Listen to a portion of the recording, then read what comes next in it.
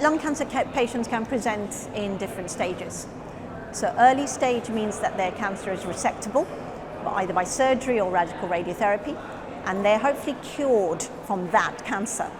And for those patients, it's imperative that they think about stopping smoking, not only to continue the health of the residual lung that's left behind, but also to prevent development of a second cancer.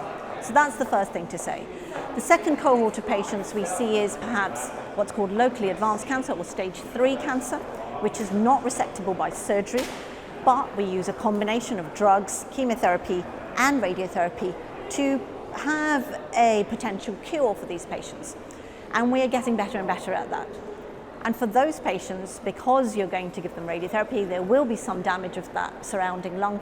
Again, it's very important to stop smoking, to preserve the rest of the lung, re-energize the normal lung so their lung volume and capacity improves, and importantly, for them to be able to tolerate the treatment that we give those patients better if you stop smoking.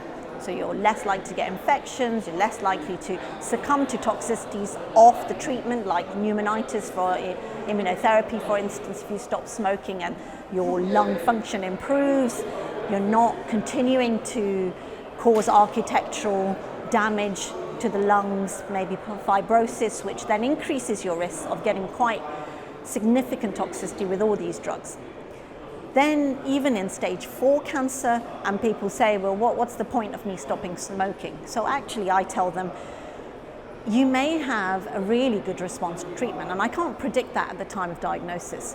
So if it's at all possible for you to reduce smoking, improve your exercise, walking, nothing great in the gym or anything like that, just increasing your volume just by walking about 5, 10, 15 minutes every day, you will improve the way we can treat you.